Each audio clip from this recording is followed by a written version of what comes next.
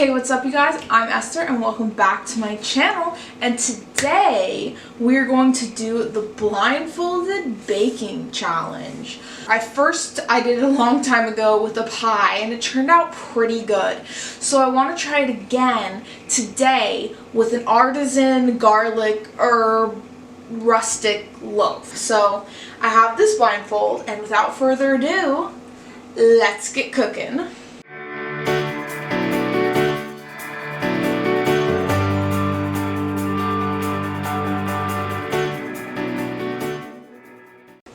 So welcome to my shelving. I have my blindfold on and my eyes are closed underneath this, so I assure you I cannot see anything, and it's a lovely experience. We're gonna get started. I'm pretty sure these two bigger bottles back here are basil and oregano, and since I want like a herby garlicky loaf, these will be great. I'm gonna smell them to make sure. Yeah, I'm pretty sure that's oregano. Tell me if I'm right. Yeah, that one smells like basil, so I'm just going to hold on to these because if I set them down, I'll never find them again. I'm going to keep feeling on my shelf. I'm trying to find some rosemary. Maybe this is sage. This looks like the sage. This feels like the sage bottle. That's not. That's cumin. That's cumin for sure.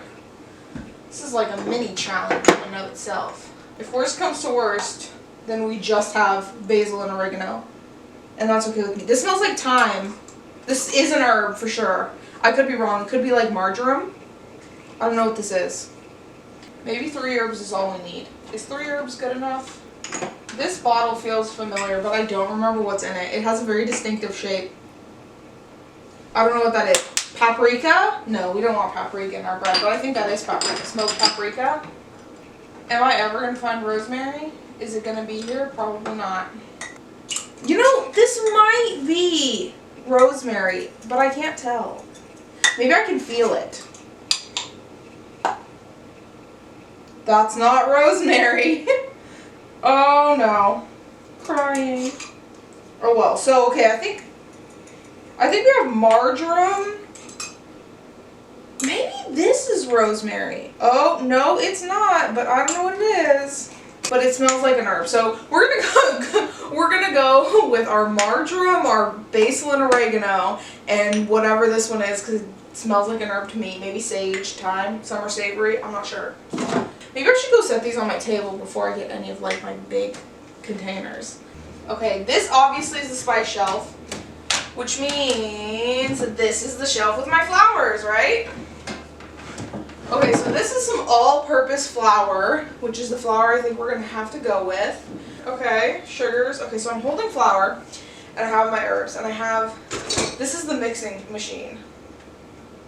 Oh, I'm going to lock it so I can pick it up, right? Okay. I can pick it up now? Yes. Okay, great. Great, I'm holding machine and flour. Okay, the table, I found it. By kicking the table. Salt. I can find the salt. It's in a big round container. This one. Haha! Salt. Great. This is where my yeast is. I store it in the fridge. This is also where the garlic is. I'm going to use my pre-chopped because I don't trust myself with a knife. I know my yeast is like on the back of this shelf somewhere. I think this is it. Because it has a very ridged lid. It's nice and tactile. At least I hope this is yeast. Otherwise it's like bouillon, so I'm going to open it and see. Okay, well it's definitely not bouillon. It doesn't smell yeasty, but that's fine. Because I'm sure it is. Everything's on the table except for water. Okay, so let me just find the faucet and get some warm-ish water. You know what? There's no way of me actually telling how much water is in this. But that's fine. Because I'm going to assume it's close to correct. Okay. So I think I have successfully gathered all of my ingredients that I need for this bread making experience. The way I measured this water was I brought it over there, and I know this is a 2-cup measuring cup, and I'm going for like 1 1/3 to 1 1/2 cups. I took a dry finger and I just like scooted my finger down until I felt the water. I don't know if that's an accurate way of measuring, and I still don't know if I'm like really close to the amount of water that I want, but I dumped out quite a bit. So here's hoping. This is based off of like a very standard 2 to 1, like 3 cups of flour, 1 1/2 cups of water. I went for a little bit less water, hopefully, because it's a very humid climate and the humidity air like moistens the flour. Even like dry flour will have extra water in it. So I might end up with like too wet of a dough without. I'm opening my machine. It's not plugged in yet because I don't want to like lose a hand. I'm gonna take, this is the whisk. I'm gonna set that over there. This is the dough hook, I can feel it. I'm gonna try and attach this to the mixer. Luckily I have attached these many times, so I kind of know how it goes. So I have my thing. Great. Amazing. 10 out of 10. This is my flour, and I'm gonna try and get 3 cups of it. I have a measuring device here somewhere. Oh, this feels very disorganized. I'm just gonna try and get 3 cups of flour, and I'm just gonna like, I know my finger isn't like a leveling device, but it does help me feel it to make sure that my cup is full. So don't come for me. I'm sorry that I'm not using a flat thing to level it. Okay, so 3 cups of flour in there. Amazing. I'm gonna set this over here. Great, great. Out of my way. So this is my water. I hope it's around 1 1/3 cups. 1 1/2 would be okay too. And I'm just going to try and mix in some oil, some herbs, some seasonings into this, all of my wet ingredients. So this is my garlic. Did I get a spoon? I got some. Okay, here's my spoon. Okay, my spoon. I'm going to set my garlic down and feel my cup, and I'm just going to get kind of like a big spoonful because I think I want it to be really garlicky, and I think that's probably about a tablespoon of garlic, or here's hoping. I'm just going to get some oil. It doesn't need a lot, but it helps it to brown in the final process, and just a second, I have some measuring spoons. I think that this is the tablespoon. So I'm going to try and like put my thumb here and like measure it till I feel the oil above my cup. I'm so scared. Like, this is nerve-wracking. Okay, I feel the oil with my thumb above the spoon. So I think that's 1 tablespoon. This is my cup. I'm pouring it in. I'm going to try and get 3 tablespoons, okay? So pour that in. Okay, I feel the oil. I'm going to pour that into there. And I'm going to do 1 more. Okay, well, I think that's good. Perhaps. I'm not sure I really did anything that last time, but this is nerve-wracking, so. Okay. Wow. Okay. Okay. Okay. I'm going to try and find my yeast now because I have to let it puff up in this warm water before the warm water gets cold. Here's my yeast. I'm going to feel it just to make sure with like a dry finger. Okay, that's definitely yeast. I think it helps me a lot that I know what yeast and everything feels like. This feels like a teaspoon. I'm pretty sure. So, and pretty sure is all we got right now. I'm going to scoop up. I'm going to scoop all the way till I feel the bottom of that so I make sure I get a nice full teaspoon. And I'm going to put that into my container. And I'm going to do it again. Cooking is a very tactile sport. It's not a sport, but it's a very tactile task, I would say. So you can feel your way through a lot of things, and that is giving me confidence in my final product. Okay, so I have that. It's yeast, oil, and water, and garlic. Great. Amazing. I'm going to try and find my salt. I know I set it on this side somewhere. I think salt is super important to bread, and I also don't know how to fill this properly. I'm going to cup it in my hand and try and fill it that way. This is concerning. Okay. I'm reaching for my herbs. Okay, I fill these 2 bigger bottles. I know they're basil and oregano. So, we're going to once again take our teaspoon. I'm going to unscrew the lid of this. This should be our oregano. So I'm going to scoop it till I feel the leaves. Amazing. Herb bread is off to a roaring start. Okay. I'm going to close that salt. This is probably the basil then. No, maybe this is the oregano and this is the basil. I'm all confused, guys. I'm all confused. This might be the oregano. I'm going to get a teaspoon. Marjoram. I'm just going to use my finger and like feel how much I'm putting in here. I'm relying a lot on the feel of things and the smell of things. This one, honestly, I don't know what it is, but it is an herb, so in it goes, I suppose. I'm gonna try and plug this in, I suppose. Starting heavy machinery. To be honest, I don't recommend doing this at home. I don't endorse it in any way because you could definitely get hurt doing this. But if you do decide to try this at home, I don't know what this cord is doing. Where is it pinned under here? Okay, wait. Am I freeing it? Okay, so it's wrapped around the machine. It was pinned under the machine.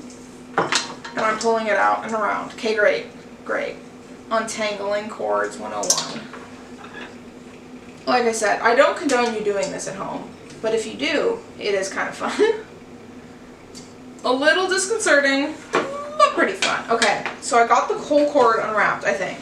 I know there's an outlet right here, so by the way, if you like plug this in while you're touching it, you will get electrocuted.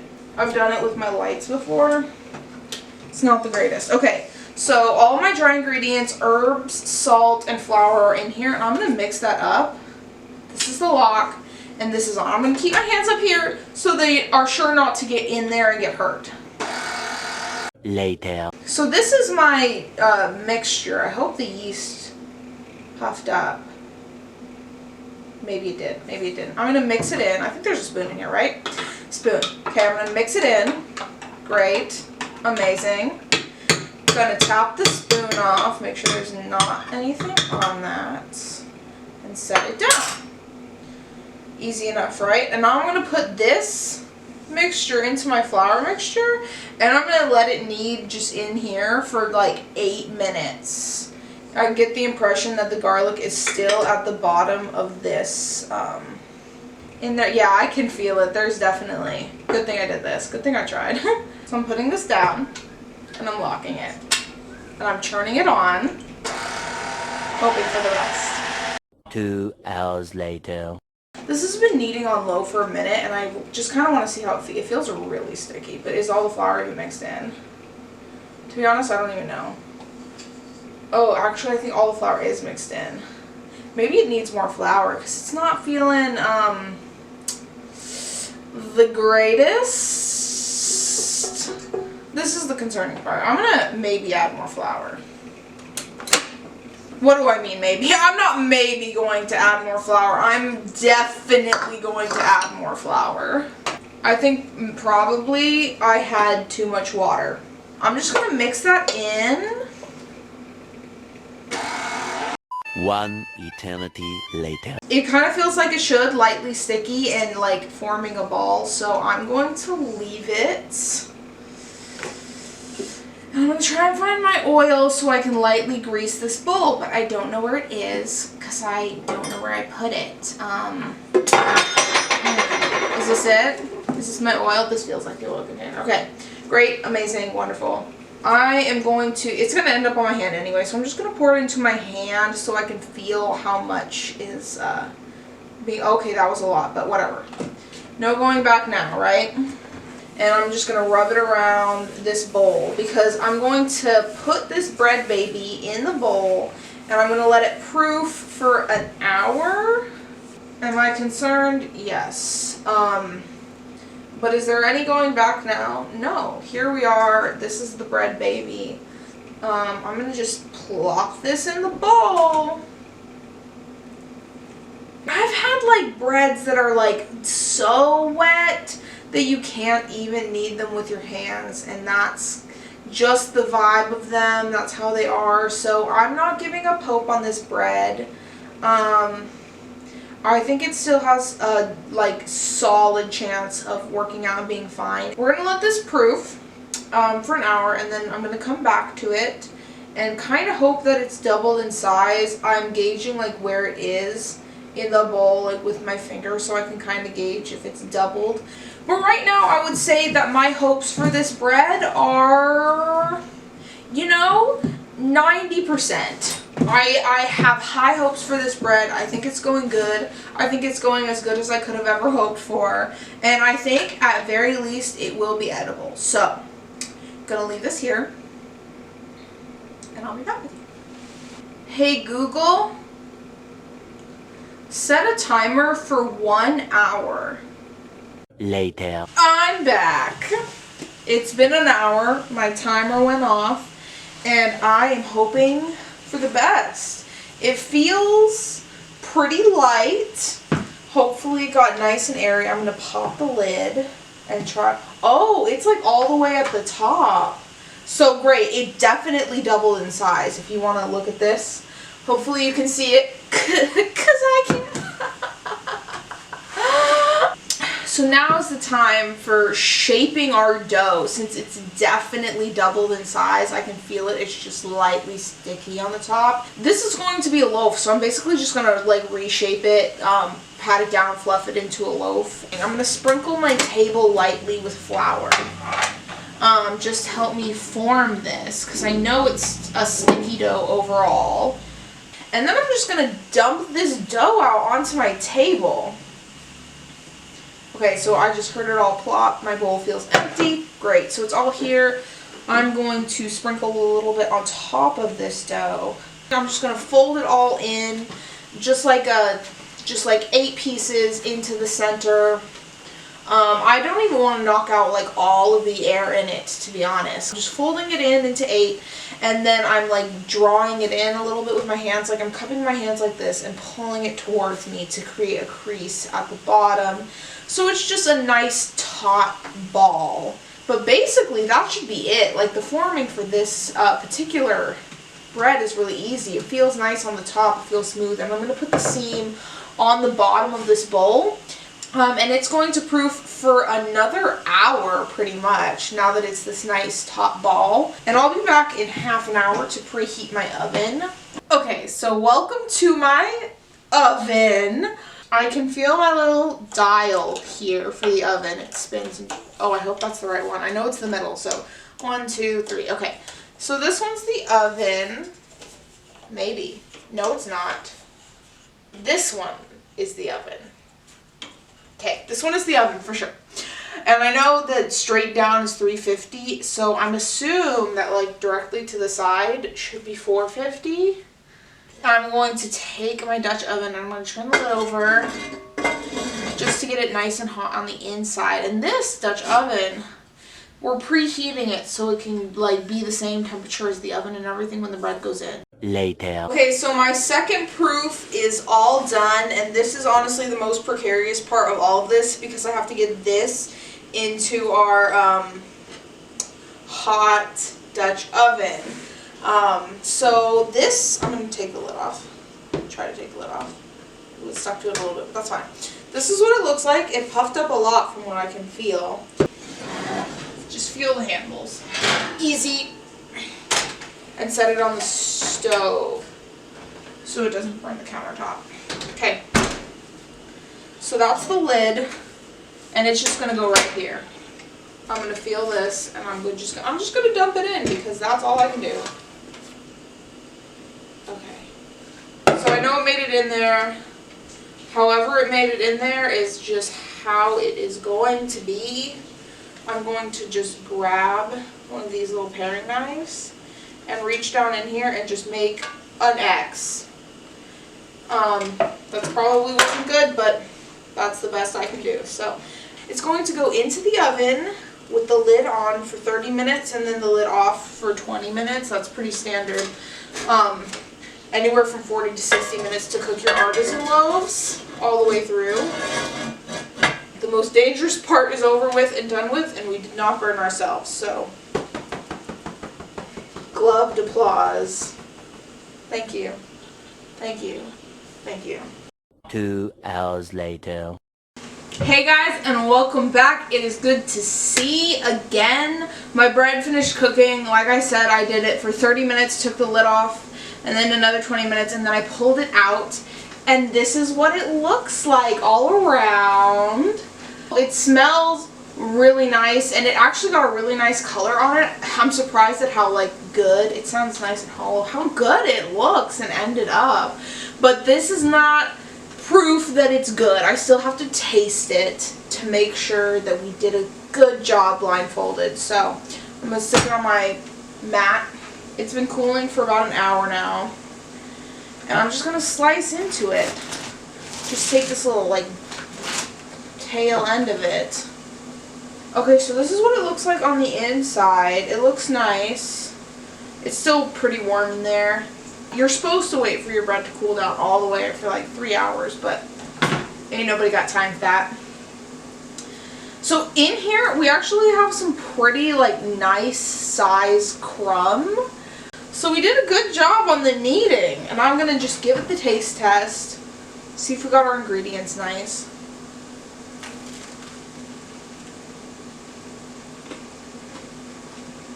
This is a nice bread. This is a really nice bread. I impressed myself. I mean, let me let you in on a nice little secret. Baking is not that deep. If you have baked enough, you'll kind of know how to do it. Just like if you've seasoned stuff and cooked for long enough, you'll just know how to do it. You'll know how to make soups and pastas and sauces and whatever. It just takes practice, and practice makes perfect. So doing this blindfolded and not knowing the ingredients or the measurements or whatever, I used a lot of the tactiles to help me. I put my thumb over the measuring spoon to feel when it filled up the oil and stuff like that. And it really helped me along the way. But I feel like the real reason I wasn't super intimidated by this task was because I've baked enough to know amounts and ingredients and what things should feel like when I touch it, and the dough and whatever. Like you saw, I added more flour to it when it felt too tacky, and because of that, it came out super good. So if you are intimidated by baking breads or baking anything, really, take this as proof. I just baked this loaf blindfolded, and it came out really good. So you can do something super great. I'm absolutely sure of it. Get a recipe. There's tons of really good ones online. I will share the actual recipe that this is based off of in the description down below if you want to try this particular loaf. It didn't come out exactly like the recipe, but it still came out really good. So I'll share the recipe it's based off of down below. And I hope you enjoyed this challenge, this video. It was a lot of fun for me to film, even though I knocked into a lot of things and struggled a bit. It definitely taught me that I know my spatial area really well. I know my own kitchen really well, despite the banging into things. I kind of know the placement and where to go and where to head for my spices and bowls and mixing products and whatever. But I'm proud of this bread. I enjoy it, and we're going to eat it with dinner. And nobody will ever be the wiser, except for everybody in this house knows that I did it blindfolded. So I hope you enjoyed watching it. I'm going to go eat dinner. Give it a thumbs up down below if you enjoyed it, and leave me a comment if you want more content like this and any suggestions for more blindfolded challenges in the future or any other things you'd like to see. I love you so much, and goodbye.